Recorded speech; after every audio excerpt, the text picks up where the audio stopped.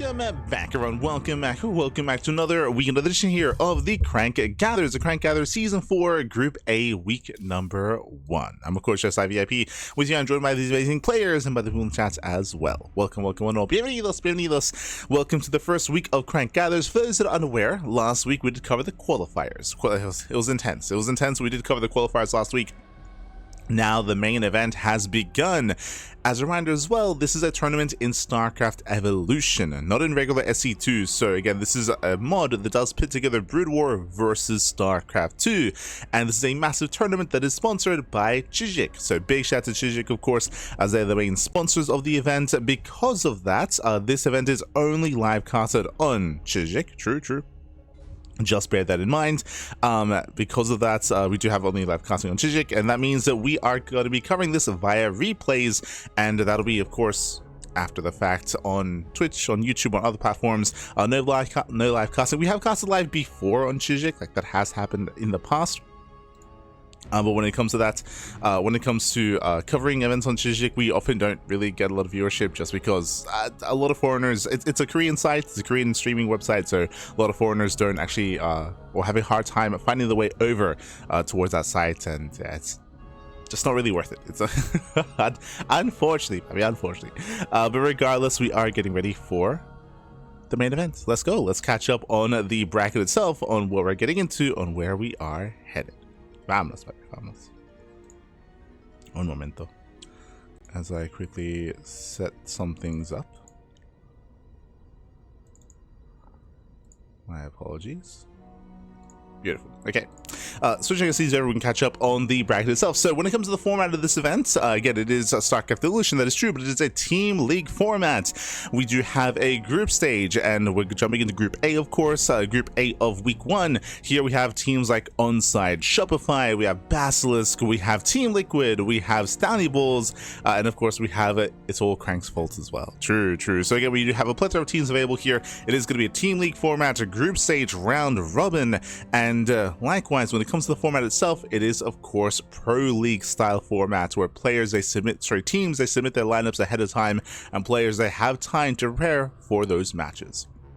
So bam, here you go, best of 5 pro league format. You can see here Shopify, they fielding ByuN, Scarlett, Lambo, and Harstem as their team of 4. Meanwhile, StalnieBalls, they field YoungYakov, GgMaChine, and ZaRDieNT. Now, as you can see here, the way the format works is that you can play as a team of 3, but your first 3 matches have to be unique, and you can have a player play twice in that 4th match. So again, StalnieBalls, they field YoungYakov, GgMaChine, and ZaRDieNT, and they're going to be reusing YoungYakov in that 4th match.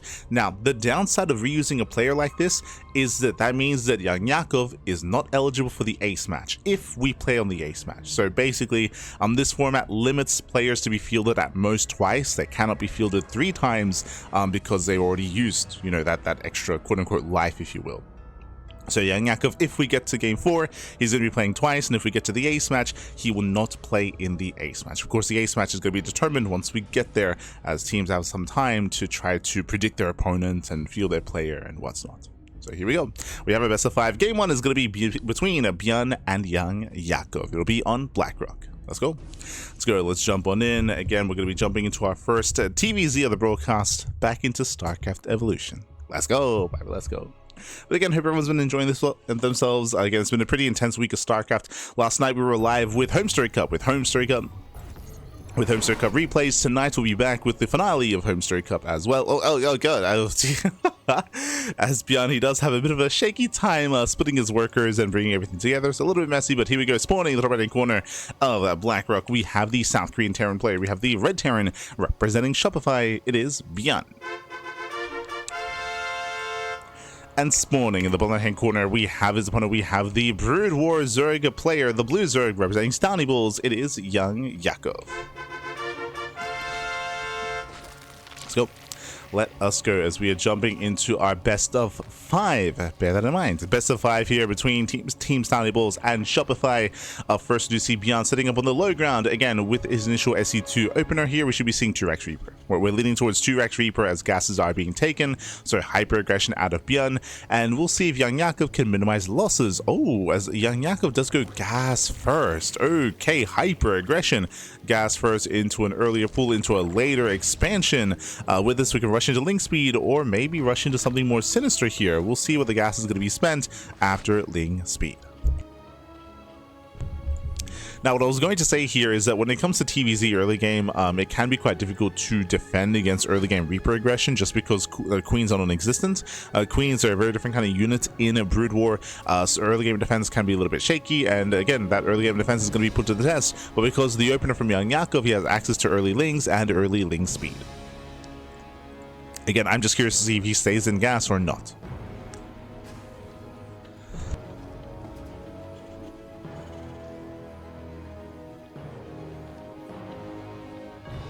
So I'm dying a little bit. Here we go. As Reapers are going to be on the way. Back at home, we're staying in gas. Oh, okay. So Ling speed is on the way, and we are opting to stay in gas. This will allow for either fast Lair or fast Hydrogen here at a YoungYakov. But that gas income is very intentional and very intense here, very tech heavy out of YoungYakov. Let's go. So let's continue with that gas income. Behind this, going for his macro hatchery. Again, bearing in mind that YoungYakov does have a late expansion. It's a late natural base in favor of this early tech and early upgrades. Fast second gas geyser. We're leaning towards Lairs, and we're leaning towards maybe even 2-base Muta. That's the first thing that I think of, at least. Reaper does break in. They'll sit by. And we'll sit by. We'll confirm the early pool, the early gas. Yeah, it does see everything. Big sound. Doesn't see the second gas geyser, which would be a massive tell. And there it is. 2-base Lair. Really, 1-base Lair. Oh, he checks. He confirms. Massive scout. ByuN does confirm the Lair. Now fully aware of how greedy YoungYakov is being. And if you're going for 2-base Lair, or 1-base Lair, then it has to be Muta play. Remember that Hydra's a hatch tech, so this is not for like a Hydra or Lurker based all-in. I mean, we have seen some 2-base Lurker play in the past, from players like Su, for example. Meanwhile, Ling speed does kick in, does catch first Reaper. Ooh, nice catch. And 1 Reaper goes down, but the cliff face, Pappy. Oh my god. Nice moves out of ByuN. He does avoid those Lings, try to pivot back around, and behind this, going into Sim, and he has that full wall. Yeah, full wall off, going to Sim, going to zone 2-on-1. Second Reaper gets caught, so third Reaper still on the high ground, free damage. There is almost done. We're almost done with the Lair, and again, ByuN should be hitting with that medevac timing here. Factory into Starport, into medevacs, into his stim timing. It's going to hit very, very hard. And in my mind, this should be almost a hard counter to 2-base Muta. Again, Mutas are not built to fight head-on. They're not built to defend. They're built to harass more than anything. When these Marines get across the map, it's going to be a tough hold. Now, typically, I would say that this should kill, but with the addition of Spine Crawlers or Sunken Colonies, like I can see a world where YoungYakov can hold and can defend, depending on the angle of attack and depending on where we move in from. We'll see. We shall see.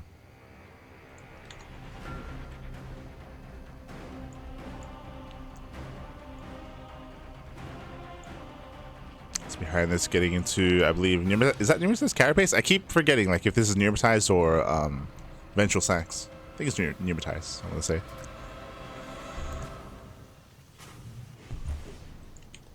I have to get used to the new visual, Pappy.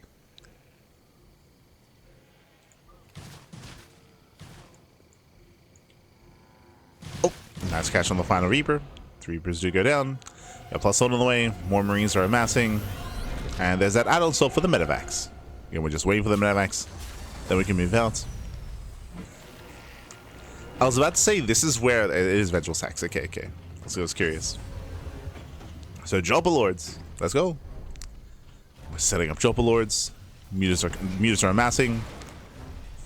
I was gonna say, like, the big brain hard counter here would be, instead of going into Muta, to go into Scourge. That'd be crazy. To go Link Scourge for a 2-on-1 defense. Meanwhile, Coney is being thrown down.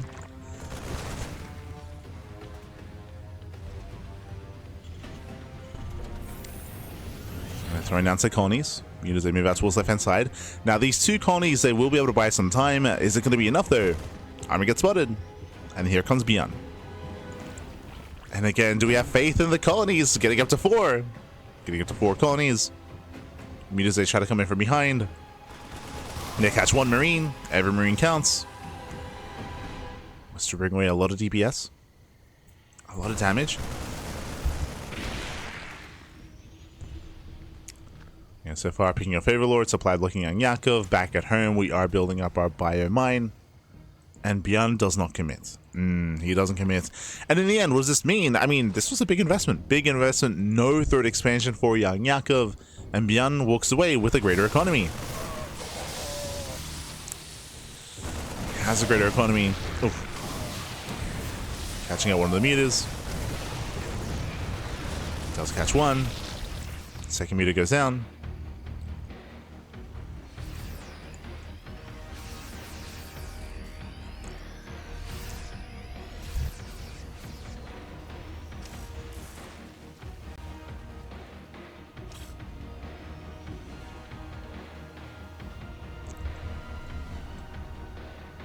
Does catch the second.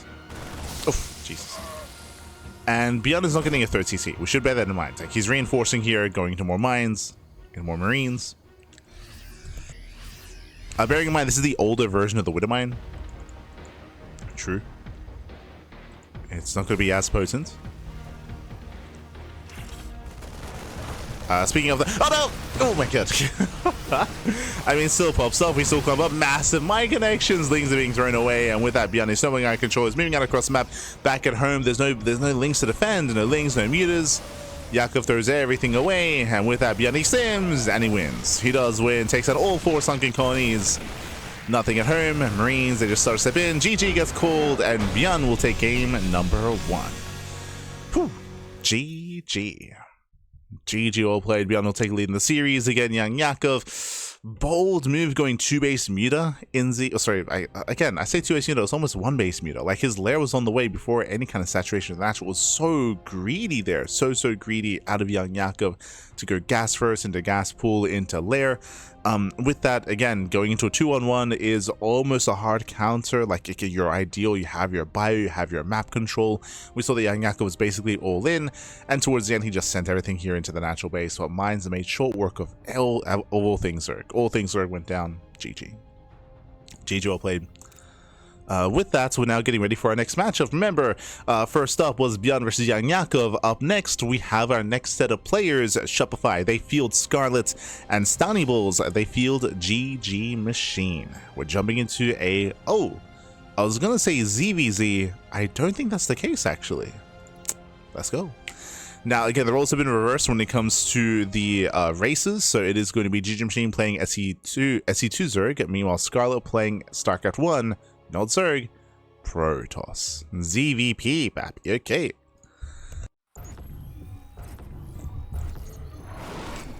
And spawning in the bottom left-hand corner of Polypoid, we have the Brood War Protoss player. Not ZaRD, but Brood War Protoss from the land of Canada, representing Shopify Rebellion. It is Scarlett. And spawning in the bottom right-hand corner, we have her opponents. We have the SE2 ZaRD player, the blue ZaRD representing StalnieBalls. It is GgMaChine. Here we go. Now, when it comes to Protoss, Scarlett does, of course, have a history competing even at the highest level play with Protoss as well. I don't know about Scarlett's experience in Brood War. I do know that Scarlett is somewhat experienced in StarCraft Evolution. If you remember, it was at the it was last year. It was last year where Scarlett was making a bunch of fun content over at the Shopify HQ with ByuN, playing StarCraft Evolution and playing some show matches here and there. But outside of those show matches, I don't know how much time Scarlett has invested into StarCraft Evolution. When it comes to the Shopify lineup, we mentioned this earlier, but I guess we should talk about this today because we spoke about this during the qualifiers. But in my mind, some of the heavy hitters for Brood War for StarCraft Evolution is going to be ByuN and Lambo. They both have the most experience in StarCraft Evolution. I'll say that Scarlett and Harstem have less experience, and this will be where StalnieBalls can fight back and start to put some points on the board. Potentially. Cannon Rush? Okay, Nexus first into Forge. It's not Cannon Rush, but a very defensive opener. We'll see if Scarlett does commit into anything. Now, typically when we see these fast Forge openers into defensive cannons, I want to lean towards Sky Toss. I want to lean towards Stargate play as a follow-up. We'll see if that's where Scarlett takes us into the Stargate. Otherwise, why invest into side defense, right? Like, why invest into early cannons unless you plan to cut corners?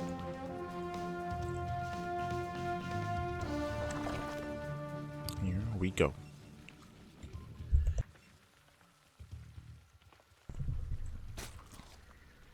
Scarlett does pull away. Again, still waiting for our further attack. With second Forge? Oh, we're cooking. So in my mind, I see Forge, I think Sky Toss, but Scarlett going Forge in a second Forge into double upgrades into what should now be a mass gateway style. Okay. Okay. Yeah, let's go. Yeah, my intention. +1 attack is on the way, soon to be +1 defense as well. It's going to be a very early, very strong 1-1 and 2-2 timing. So you have my attention.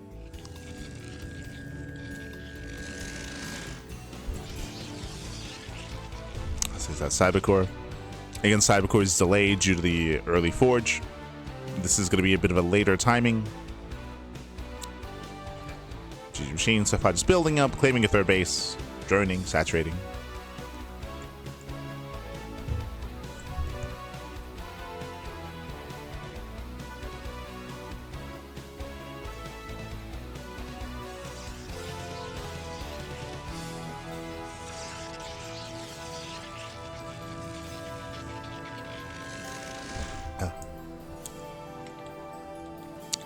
As Zero Little's got a full scout, does confirm the double Forge, does confirm the second upgrade. Wait, we're still going Stargate? Wait, what? Now, this might just be for like 1 or 2 Corsairs just to hunt down Overlords. Like, this might just be for like singular Corsair or singular Scouts. I know initially I thought it was going to be a switch in a Sky Toss, but after going double Forge, it should not be. Yeah. So there we go. Going into the Citadel, going to Zella Legs. It is going to be a mass charge or mass speed lot setup with just a little bit of air support.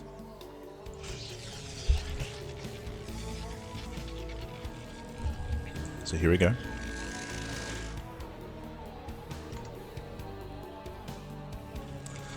So that's Machinations will be on my understanding. I mean, this, to me, like, obviously I'm very limited in my viewing and experience in Brood War, but this does feel very Brood War coded, like, as in, you know, like, Corsair DT being a composition in this matchup in ZVP. The goal, of course, hunting down Overlords, hunting down detection, and having a great ground support. Like, in my mind, this is a little bit similar to that, where, again, only one Stargate, only one Scout, just to hunt down Overlords, focusing on the ground composition instead.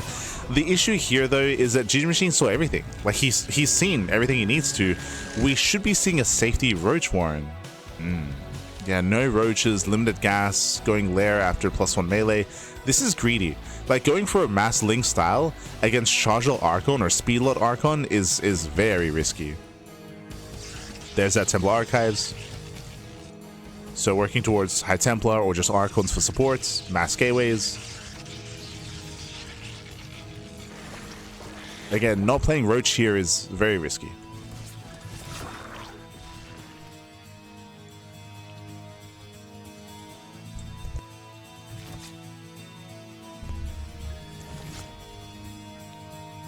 Not impossible. Like, you can still pull this off with Lingbane Hydra. It's just, you just need a greater base count. You need a little more larva production. You need a greater economy for it. So we'll see if we can get into this. So far, ooh, Scarlett does overextend with the Scout. One Scout goes down. Clutch Transfuse. GgMaChine still droning. This should be the last wave of workers, I would hope. As the mass out has been spotted. Scarlett attempting a third. And there's the tank, finally Baneliness and Hydrogen. And again, GgMaChine, he still needs a little bit more time to build up this kind of army. And Scarlett is coming. It's going to be purely a Ling defense. GgMaChine, he was so greedy this game. And again, he had scattered everything he needed to. He had seen everything he needed to. Here we go, Zelton move out across the map. Collapsing on top of the queens. Lings having a hard time engaging. And queens are buying time, pulling back. We have 22 more Lings on the way. I mean, nice kiting. True. Nice kiting so far. It's all about buying time. Oh. Yeah, it's all about buying time. And GgMaChine, he does buy time. Pulling further back. A lot of damage here on these Zealots. They do get a couple of drone kills, but it looks like it's taken too long. Yeah, Lings, they collapse on the Zealots, and with that, every Zealot is going to go down. Massive pickups. We have a second wave, though. Yeah, second wave is coming in. Queens, we got to kite back. We got to kite back. No! The Queens. Oh my god, they pull away. Banelings, they connect. Hydra's going to be amassing. It's still going to be a very clutch hold. Yeah, still very clutch, very close as we lose 1, 2, almost up to 3 Queens. 2 Queens go down. Hydra's amassing, and GgMaChine holds. Yeah, GgMaChine does hold on. It was so greedy, such a greedy defense here from GgMaChine, but he does get away with it. Whew. Does hold behind the Scarlett, claiming a third base. This is such an awkward third. Talking about the map itself, we didn't even get to, I mean, there was too much to discuss in the early game, but there's a 4 place spawn map, 4 possible spawn locations. They confirm each other's spawn here horizontally, horizontally, with our linear spawns, and this base is just so awkward here. It's just such a thin strip of high ground. It's so thin. And because of that, you can bypass this as well. You can go around, coming from behind to hit that natural. It's a very awkward expansion, and we'll see if Scarlett can maintain it. It's very open. It's very open, very awkward and very open. When I say open, I mean look at how massive this ramp is. Like creating a choke point and trying to funnel units in, it's going to be so difficult. Storms, as a result, are going to be less effective because of how open it is.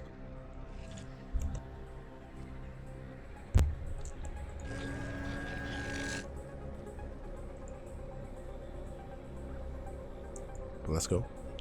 Likewise, the idea of Scarlett expanding towards GgMaChine also tells us that Scarlett wants to be the aggressor, and has been trying to be. Oh.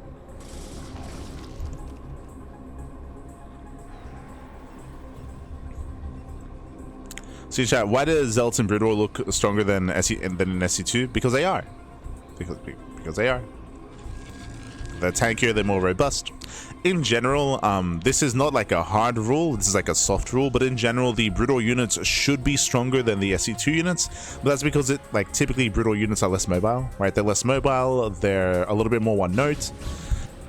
I would say the compositions are less complex, and there's a little bit less variety when it comes to what units you can build. So because of that, a lot of Broodor units, they have to kind of take the role of multiple units.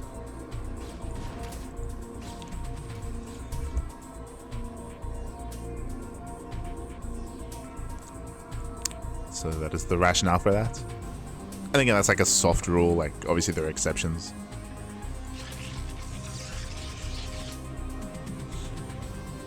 But for the most part, it is to compensate. For balance purposes.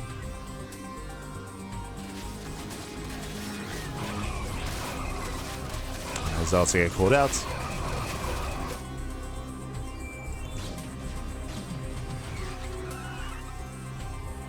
There you go. Specifically, there's also 10 more HP in here. There you go. More HP.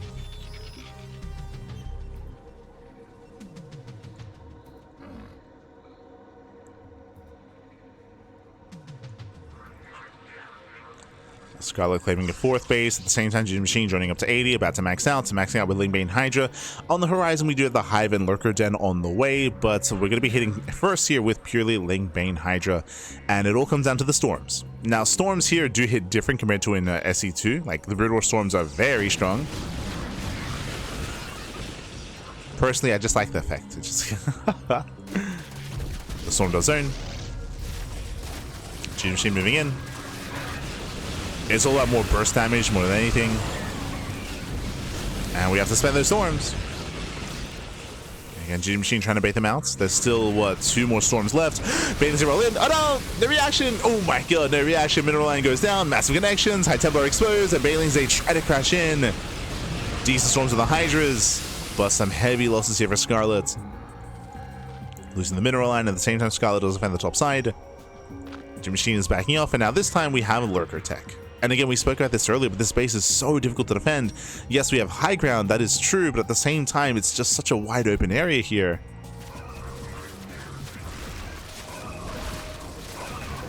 Yeah, they engage. They catch out the. Oh, they try to catch out the Templar. Lurkers, they move in. Oh no! Yeah, they dive on top of the army. One storm. That's all we have. Just the one storm. And the Lair Tech Lunkers, Bappy, they're getting in. Yeah, no doubt the talents will have control of the high ground. Oof. Storm does connect. Catching out one Lurker. Just the one. And so many storms are being forced out here. Yeah, so many early storms. And with that, Scarlett's out of position. Base goes down. I mean, again, maintaining this high ground base was going to be so difficult for anyone. Like, that's I had no faith. I had no faith. And with that, GgMaChine stumbling out of control, looking to fight back for himself, for his team. Let's go.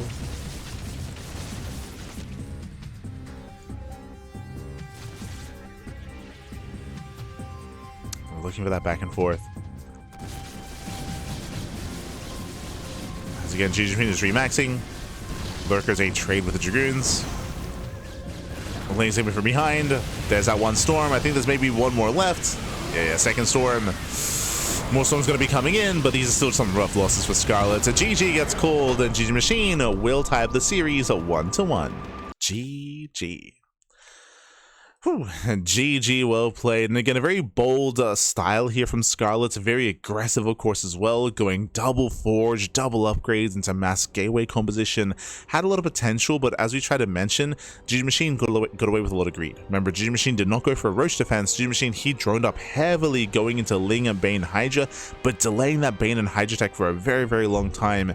As a result, we saw GgMaChine have a stronger mid-game due to the greed that he got away with. Got away with a lot of greed there. Scarlett was unable to punish. Likewise, Scarlett did go for an exposed third base, expanding towards GgMaChine, but did lose momentum, did lose map control, and that meant that really, in the end, that base was more of a vulnerability than an asset. In the end, the base was very, very vulnerable, very insecure, and was broken.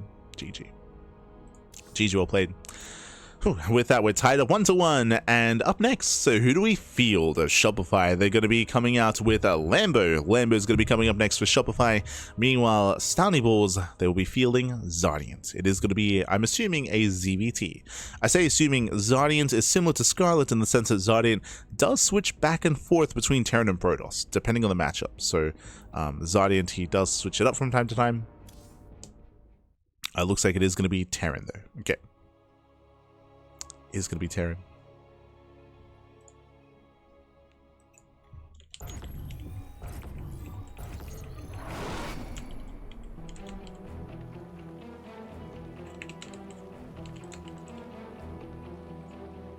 And spawning in the top right hand corner of Washouts, we have the German Zerg player. The German Zerg representing Shopify Rebellion, playing SE2 Zerg. It is Lambo. And spawning in the bottom left-hand corner, we have the Brood War Terran player representing StalnieBalls. It is ZaRDieNT. Let's go. Let us go. We have our TVZ. We're tied up 1-1 so far. Game 1, ByuN took the win. Game 2, we saw the GgMaChine fought back.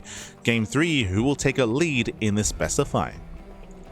As we see ZaRDieNT setting up on the low ground. Building up. Coming into this, I did mention previously that Lambo does have a lot more experience in StarCraft Evolution, but he's back to SE2 play instead. I do think it's a bit of a shame how the races lined up, where ByuN and Lambo, despite having more experience in the Brood War side of things, are playing SE2, and then Scarlett and Harstem, having less experience in StarCraft Evolution, they're playing the Brood War races. So it's a bit of a shame how that lined up. I mean, but I imagine it was intentional though, from Shopify's team, as they knew what they were fielding into. So, interesting choice when it comes to how they fielded their players. Interesting. So now it is going to be CC first. CC first out of ZaRDieNT. Setting up on the high ground. Likewise, Hatch Gas Pool out of Lambo.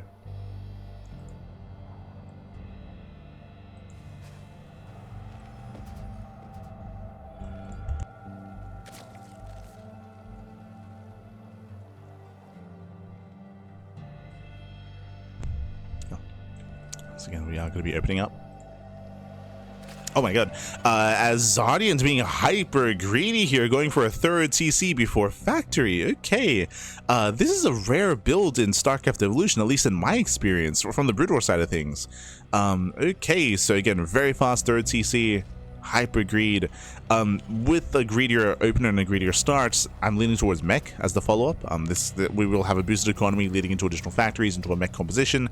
Eyes are going to be on ZaRDieNT. Meanwhile, Lambo, it's going to be on him to punish. It's going to be on Lambo to punish the greed and punish the opener here of the Terran. Currently, they're playing blind. It's currently in the dark.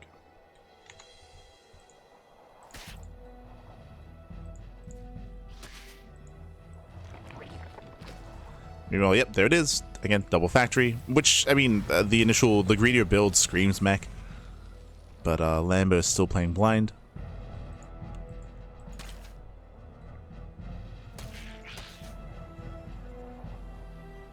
And ZaRDieNT, I mean, he's got some mech. Like, he plays mech quite well. But we'll see if we can get into it. As we have ion thrusters on the way, that is vulture speed. From here, we can go into spider mines, into vultures for map control, and then into our tank production.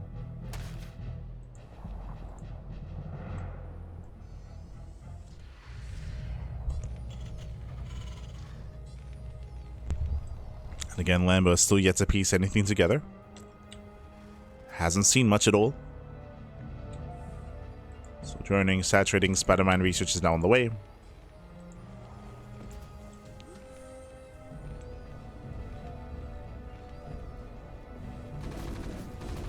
They pick in, they do scout, they confirm. There we go. Lambo gets a full scan of the main base, confirms a faster OTC, and confirms a double factory as well. Lambo is now aware of how greedy ZaRDieNT has been, but punishing this, that's not going to be possible here. It's a little bit too late for that. Behind this does go for the Roach one, getting into his own Roach Ravager to help deal with the mech. Let's go. Oh, but the tech switch, okay. Double factory, not going to be vulture into tank production. We're going vulture into what looks to be either a rush into BC or into Wraith. Double starport. Alright, show us what you got. Show us what you got. Cheeky moves here by ZaRDieNT. I'm curious to see how he does mix things up.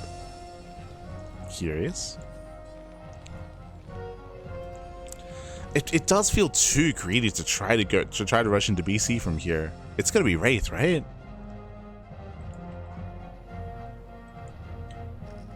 Like, it's reminiscent of like Battle Mech Banshee in SE2. Yeah, there it is. Okay, Wraith. So we're going into Mass Wraith.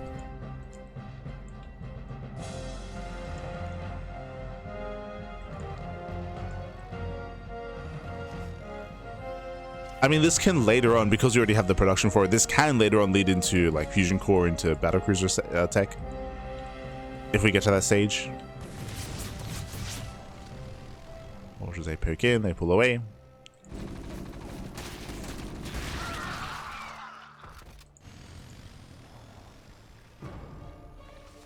So far, just distracting. No major dives yet, as they attempt to dive on the Queen. Queen does survive. Baiting out spider mines. Oh, does miss one. Does miss one of the mines. Is this even... is it blocking? It is. Yeah, it is blocking. Oh. As vultures, they attempt to move in. Lings take up some of the army. Ooh, every vulture gets caught out. Very nice catching from Lambo. Yeah, catching other vultures, but remember the anti-air is very limited. How many queens? 6. Oof, only 6 queens, no spores in position, and limited anti-air.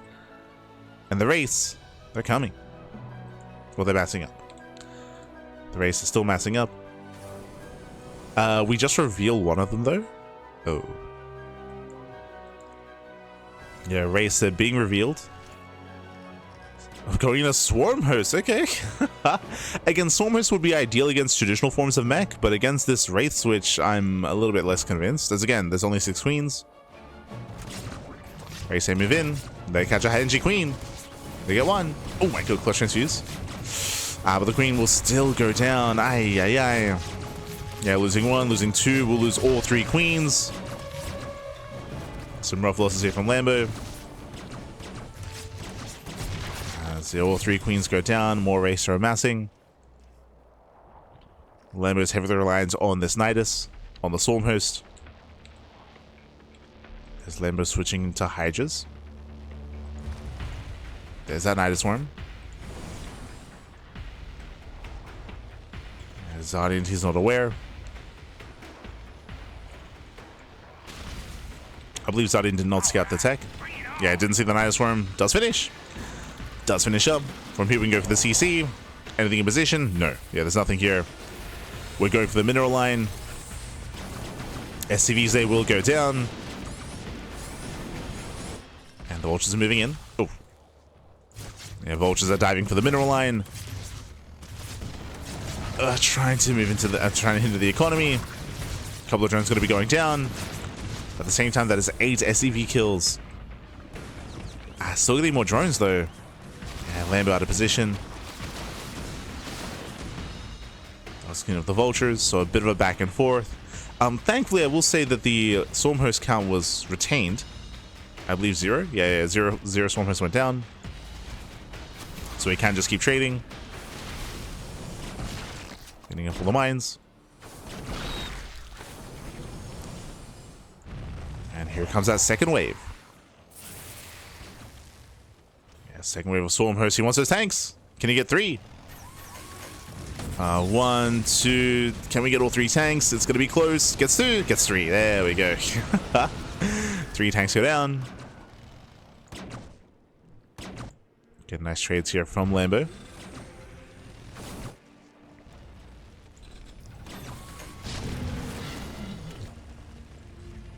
Back up Nidus. And then Nidus on the left. At this point, ZaRDieNT is losing map control. Trying to fight for it though. Does he have enough wraiths? I believe he should. Yeah, Storm Host, they pop out. Going for another Locust Wave, a little bit messy. And not the most organized. And this Locust Wave can't really achieve too much here. I guess zones away the army. True. Yeah, it does zone. We'll get at least 1 tank. Can we get 2? 1, barely. 2 tanks go down. CC's denied. Sing out another Locust Wave. Catching out 2 more. 2 more, pappy. Oh my god. Just 1. Okay, just 1 more tank. But again, nice damage. So far it's been 6. Yeah, 6 tanks have gone down purely from Locust Waves.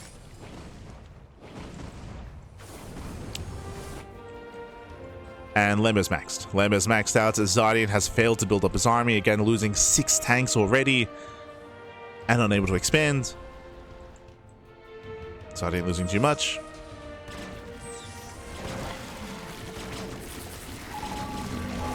Again, I like the idea of going Wraith, but unfortunately there was no economic damage done by the Wraiths, and likewise they failed to gain map control. I'd say the Wraiths were very lackluster. Yeah, and then they're very lackluster. Locust are moving in. There's 3 tanks in the mineral line. Oof, boys are being pulled. Desperation out of ZaRDieNT. Yeah, cannot hold, cannot defend. We're just snowballing out of control. That's going to be 20 SCV kills. GG gets called. And Lambo, he will snowball out of control. He will take game number 3, taking a lead for his team. GG. Whew. GG, well played. Lambo does fight back again. It was a very unique style here from ZaRDieNT. I appreciate that he was mixing it up by going into quote unquote like battle mech Banshee, instead here going Vulture into Wraith. Had potential, but as we were trying to emphasize, didn't really achieve much. The race, they killed 2 queens, if you remember. Was it 2 or 3? But they at least killed 2 queens across the map. They didn't really hinder the economy. They didn't really gain map control. Like, ideally, in this kind of position, the race should be marauding around the map and deny the Nidus Worms. Ideally, they scout, they deny the Nidus Worms ahead of time, so then these Locust Waves don't get out of hand as the race maintain that control, while Vultures can keep harassing, while you build up and retain that tank count. But as we saw, the tank count was very low, never built up. Never did build up. And with that, we're now getting into game number 4. So with this, Shopify, they're up 2-1. It's a best of 5. Best of 5. And up next, Shopify, they're going to be fielding Harstem. Harstem, it's his turn to step into the ring as a Brood War Protoss. Meanwhile, YoungYakov is going to be sent in for the 2nd time to face off against Harstem. Let's go. PvZ, Harstem versus Yakov. Let's go. GG the host. Yeah, the Storm host, they got a lot done. They got a lot done. They traded well. And now we're loading into match point. And we're out. Let's go. This needs to be the rule. Every time we're on match point, we gotta play on match point. Let's go. Spawning in the bottom left-hand corner of match points, we have the red Protoss player from the land of the Netherlands, representing Shopify Rebellion on match point. On match point, it is Harstem, the Brood War Protoss. And spawning in the top right-hand corner, we have the blue Zerg player. We have the SC2 Zerg for StalnieBalls. The pressure is on. He has to fight back here and now to force the ace match. It is YoungYakov. Let's go. Whew, let us go. As we are going to be opening up, once again, welcome to Match Point. Match Point is a very short map. It's very, would I say stout? Not really. So vertically it's quite long, but horizontally it's quite short. So basically the distance between this natural and this natural is very short, so aggression can be favored. You do expand vertically, and though away from your opponents, and we have seen a lot of mid to late game actually on match point as a result of that. I'll be honest, so far the best StarCraft Evolution games of the year have been on match point. It's crazy. We had a lot of very, very good games on this map, and we'll see if that trend continues coming into our first week of Crank Gathers. Oh, Nexus Forge. So it's possible that no, we're going for the cannon rush. Okay. We are going for the cannon rush. I was going to say that maybe Harstem's been speaking to Scarlett because they both did open Forge. They both played Brutal Protoss. Cannon rush is upon us, gets scattered by the Overlord, and YoungYakov does pull the boys. Boys are being pulled. Harstem does set up here behind the wall. First cannon should be thrown down. There's the first cannon. And we'll see if we can cancel in time. Yep, does cancel. Oh, does not get out. There we go. So a little bit messy there. Oh, he was still 1 second too late. Throws down another cannon, but I don't really see this doing too much, to be honest. There's not really much that we're really threatening here. The mineral line is safe. Spines are on the way, and the creep is going to be able to cover this. That's a kill, another cancel. Oof. Yeah, messy execution here from Harstem. We're getting on top of another cannon. Down to two. Two cannons left. One drone going down so far.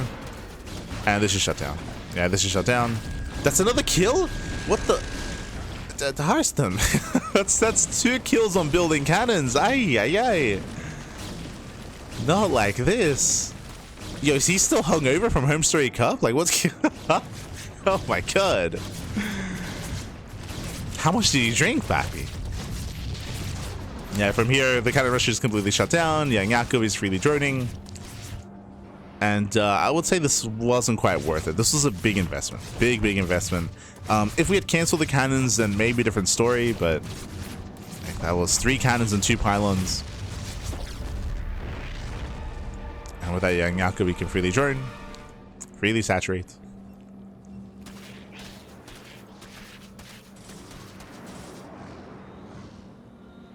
And YoungYakov should be looking, he is looking a lot more comfortable here. From Harstem, we'll see how he takes up. So far, we've just built up our gate into Cybercore. Fast +1 is going to be on the way, so once again, leaning towards a gateway heavy style.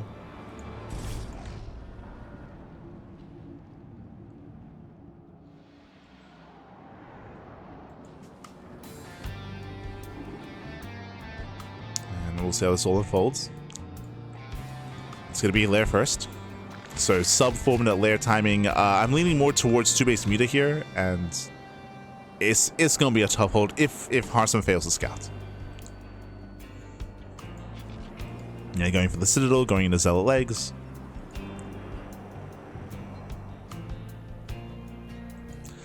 Again, the Shopify Protoss players are playing very interesting, both Scarlett and Harstem. Like, we're so used to seeing Dragoon heavy compositions or Dragoon into Reaver drops and Reaver play, or like Stargate based openers, but seeing both Scarlett and Harstem open early Forge into Zealot legs like this, it's different, right? It's interesting, it's different.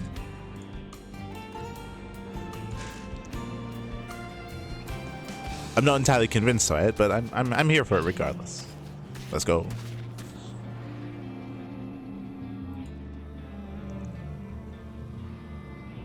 Harstem's claiming his third. Meanwhile, 2 base meter is coming. We do have a safety Stargate on the way here from Harstem, and just like last game, I'm imagining this is just for a singular scout, just to hunt down overlords. The added advantage of this in this position, though, is that we can start Corsair production almost immediately once we confirm the meter play. But will it be too late by then?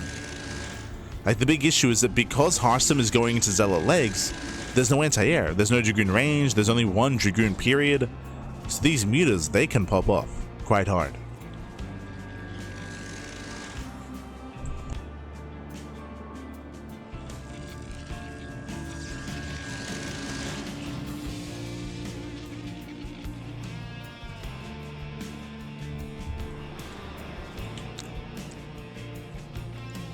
So here we go.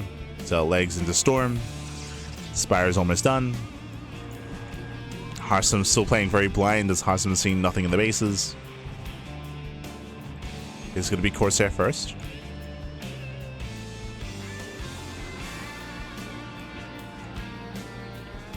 But I also want to emphasize that Harstem has no idea that mutas are coming. That's why there's only one Stargate, only one Corsair. Ooh, as the Pylon is going to go down. Yeah, Harstem's out of position. That hero. So walls at a wall. D-powers the Stargates. Ay, Probe's going to be falling as well. Denying mining. And here come the mutas. And mutas that have arrived. For now, distracted by the Zealots, distracted by the push. Hatching on the one Dragoon. Stargate's still depowered. We can see Harstem throwing down cannons. He's throwing down a wall of cannons. Now, at least these mutas had to be revealed early. True. It was an early revelation.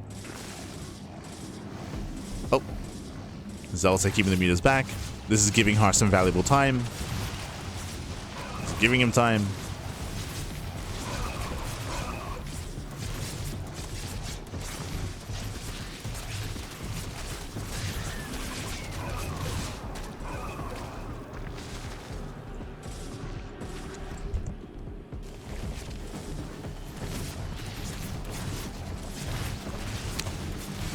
And Harstem was just rallying.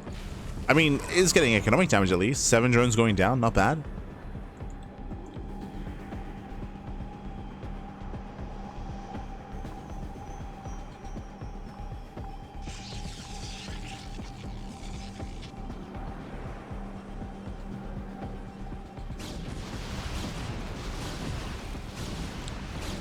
As soon as they move in, catching out of the cannon. Let's go, going for the contamination. Catching up the Stargates. One Corsair goes down. There's only 2 left. Again, the cannons are helping at least. They're helping. And we can see the YoungYakov behind this is switching into Hydra tech. We're switching out into Hydras. The hope here is to force an overreaction against the muta play.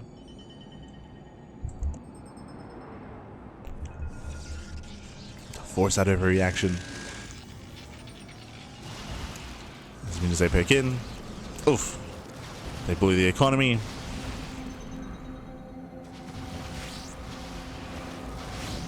Catching another Corsair. Not quite. Meanwhile, here comes Harstem. Again, the issue here is that we've been building up those Hydras, but they are exposed. Yeah, they're on their own. As Zealot's close that gap. Late reaction. Yeah, late reaction out of YoungYakov. Losing 1 Hydra already. Has to respect this, has to be careful. Mutas, they do clean up all the Corsairs. And all 3 Corsairs go down. And we need that ground army. Again, Harstem is all in. It's all or nothing. I say all in, like Harstem does have a comparable economy, to be fair. And he is forced back. Yeah, Harstem is forced back. Oh.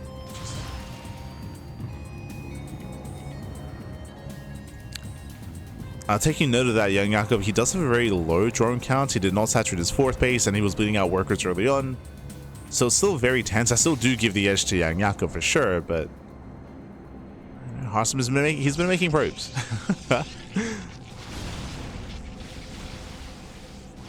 He's been maintaining those losses. He's trying to recover.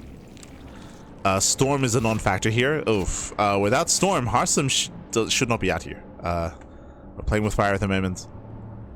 Thankfully, YoungYakov doesn't know. He does give a lot of respect to those High Templar.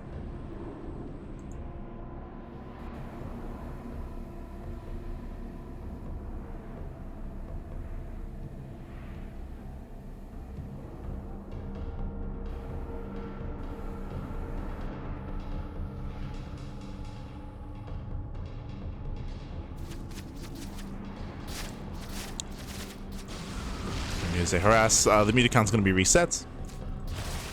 Collapsing on the main army. Storm is now done. Show us the storms. Oh, losing one. Yeah, losing one. Losing 2 High Templar. Just 1 storm. And Harstem, who lose everything. He'll lose the entire army. Gets caught out in the open. Ay, ay, ay. The pants were down. Gets caught out. 4th base is denied.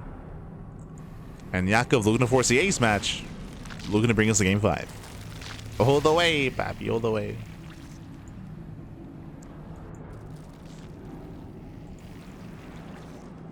As Yakov is moving in.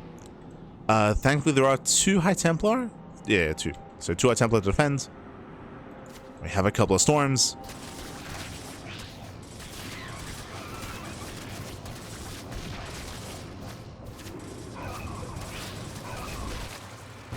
GG's getting into the mineral lines. Okay, nice harass. Oh, as the army's getting caught. So far, good reactions here by YoungYakov. Drones are going down to the Dark Templar. We're getting messy. We're getting messy. Cells are cleaned up. Still damage being done at the natural. Still popping up. Shows the storms. And Yakov, he pulls away. He does pull away in time. 12 drones going down. Finally, DT does fall. Messy defense at the YoungYakov, but he's still about to max. Like, he's still maxing out, so has a massive army and an economy. Has still been out trading.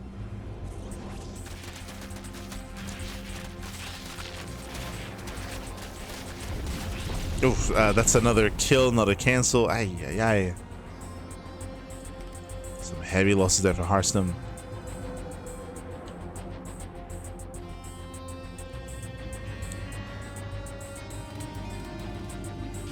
And now we're collapsing in. If we're collapsing in, there are a lot of storms available, but oh, the High Templar. There's 2 storms left. Lurkers move in. Those are the 2 storms. And yeah, we can just keep this going. Do we have any detection? Uh-oh. No. There's no robo. There's no robo. There's no observatory. 0 detection for Harstem. Does he know he has to make an observatory? That's my concern. Robo's on the way. And we're going for the counterattack. We're going for the base trade. It's all or nothing. Harstem moves out. But there are plenty of reinforcements, plenty of Hydras. Remember, there is no storm. And no storm.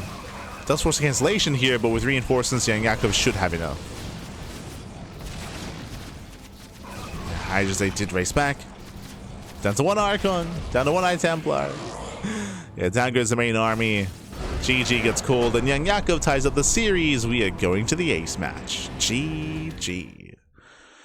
Whew. GG, well played. We are going to the ace match here. Again, yeah, Harstem had an interesting build and an interesting response here, going for the cannon rush and going into gateway style behind that.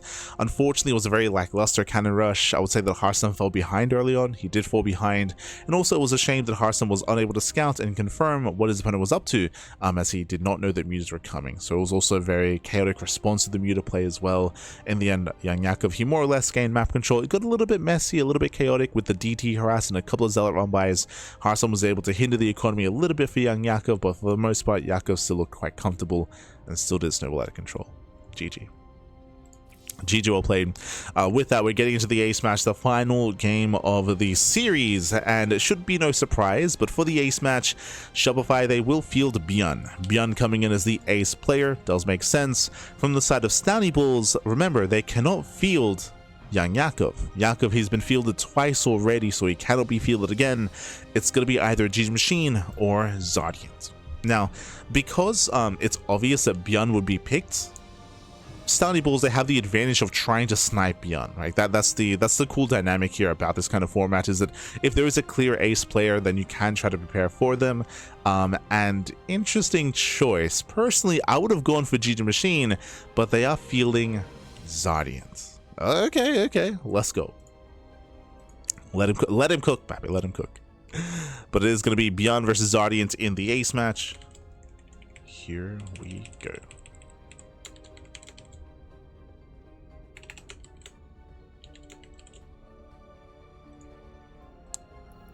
And to me, this tells me, and I think I would agree with this, ZaRDieNT, he's confident in his TVT. He is confident in his turn versus Terran.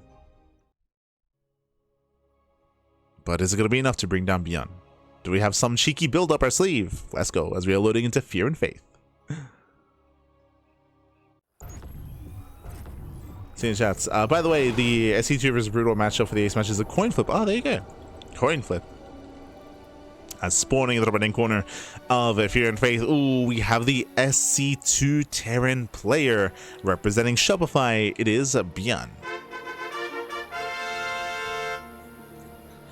And spawning in the bottom right-hand corner, we have the blue Terran player. We have the Brutal Terran representing team. I said Hyper One representing StalnieBalls. It is ZaRDieNT. Let's go. Let us go. Now, my question actually is for Kuro. For those who don't know, Kuro does admin the tournament. For the ace match, do we coin flip before the players are picked or after they're picked? I would imagine before, right? So you coin flip first, and then you pick the player? I would assume. I would assume. Yeah, coin flip before. Okay. So here we go. So they did know this coming into the matchup, into this ahead of time. Welcome to Fear and Faith. Fear and Faith is a 4-player spawn map. We can spawn in top right, top left, bottom left, and bottom right as well. So 4 possible spawn locations. And ByuN will scout ZaRDieNT immediately. Ay. So very fast scouts. We'll confirm.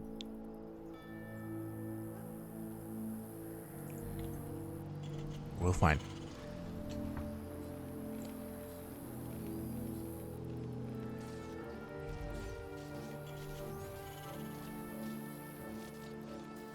Neither player went CC first, which is interesting to me. Was gas first, straight single gas opener, racks expand out of ByuN. Likewise, ZaRDieNT going for his own, racks into CC, into factory.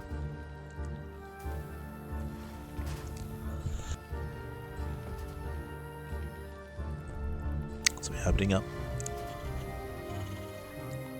Actually, that might have been a CC first out of ZaRDieNT, if I'm not mistaken. Curious. We're expecting mech again. Oh, for now going for the 1-1-1 though. Okay. Going for the 1-1-1. We're using the racks as scouts. Reaper does poke in. Will delay the CC. Oof. Nice delay. Nice pickoff. Kills one. Does kill the one worker. Overlord is coming in.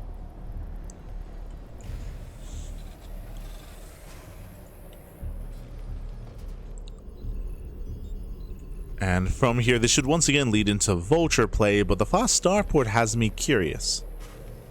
Are we opening our fast Wraith? Yeah, okay. So Wraith base opener out of ZaRDieNT, interesting.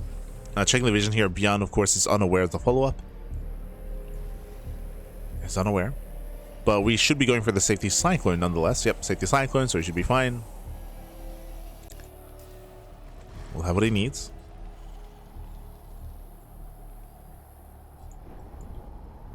Just keep coin flipping throughout the game. Flip a coin for the player color. Flip a coin where they spawn. Flip a coin who's casting. True, true. Flip those coins. No.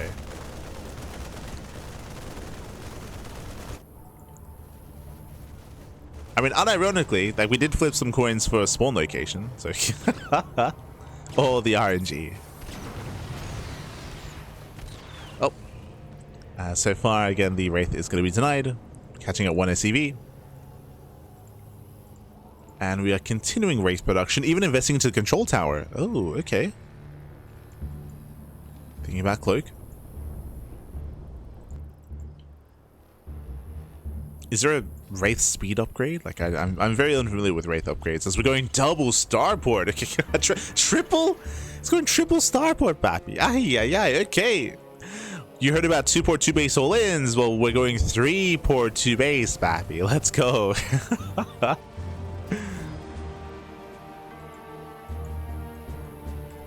As we're going into mass Wraith.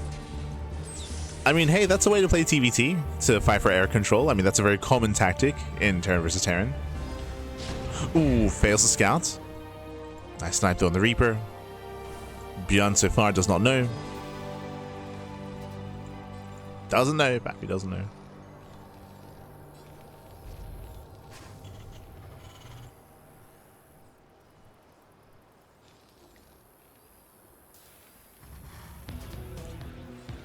It's not called Valkyrie ends for nothing. I mean, if that was true, he'd be making Valkyries. Like, this is not lining up with his name, Bappy. Smurge. Almost, but not quite.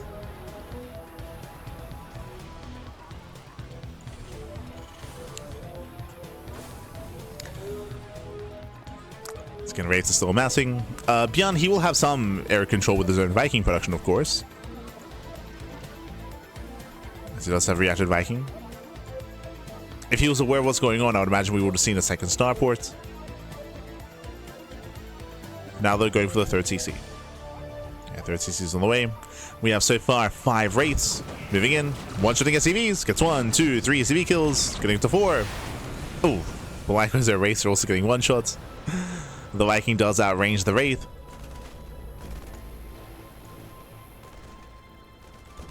That was a nice start. And we can see ByuN hunting for those Wraiths.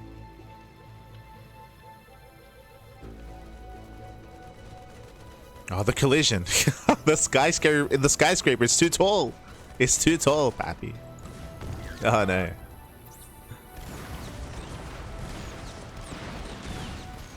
Again, we do see the vultures getting caught. Race they back off for a moment. Regrouping.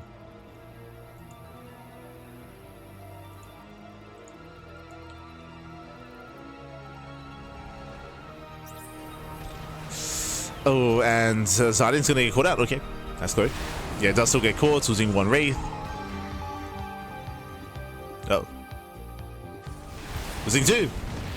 Yeah, 2 Wraiths gonna be going down. We do trade. And all the Vikings gonna get caught out. Nice catch. Yeah, nice catch here by ZaRDieNT. Catching on the Vikings. Down to 2. ZaRDieNT, can he pull this off? Can the mass Wraith work? Only 2 tanks, so there's not really much support on the ground, and we're just expanding. Yeah, third CC is on the way.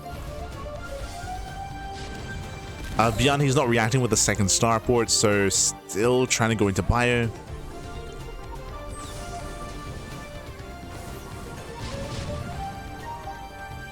I'll be honest, I don't see ByuN fighting for air control like this. Maybe I should have more faith in the Vikings. But again, it's on ByuN to kite back with the Vikings to make sure the Wraiths don't close that gap.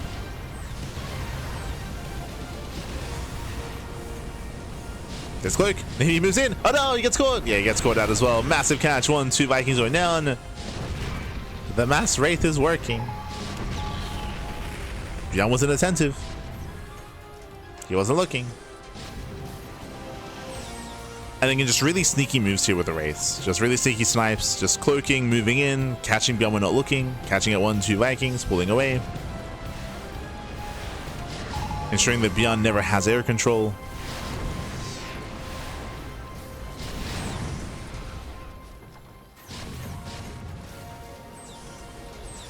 And ZaRDieNT's getting out of hand. He's moving in. Oh my god, does overextend here, losing 2 tanks. ZaRDieNT, we're gonna calm down. We're gonna calm down, losing a 3rd tank. Now moves in. ByuN, does he notice? Does he notice? Yeah, late reaction. Late reaction. Once again, losing 2 more Vikings and 2 more tanks. Again, these have been late reactions here from ByuN.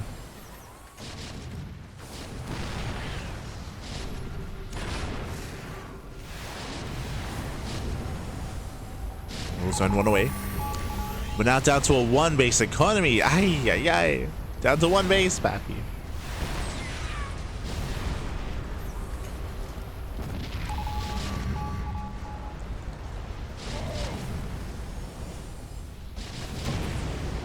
Down to 1 as that's going to be 9 SCVs going down.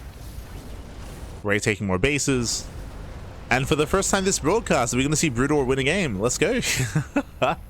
In the TVT. Again, a very unique style here going Mass Wraith. Just to kind of re-clarify kind of like the dynamic here. Wraiths have shorter range, but they are faster. And we've seen, especially with Cloak, basically ZaRDieNT sharking around. He's been sharking around for these moments. Boys are being pulled. Desperation out of ByuN. Does pull the boys into tank fire. All the Vikings will go down. Yeah, we'll lose every single Viking. Oh, the Marines, they do what they can, but again, they're pushing into tank fire. And every Marine will fall. GG gets called, and ZaRDieNT will take down ByuN in the ace match. StalnieBalls, they take down Shopify 3-2. GG.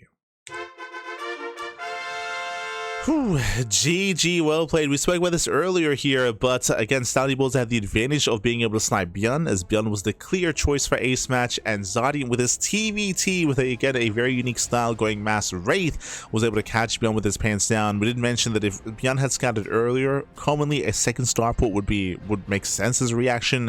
ByuN, he was a little bit too confident in his Vikings, and we saw that time and time again ByuN was caught inattentive to his Vikings, right? He was caught being inattentive.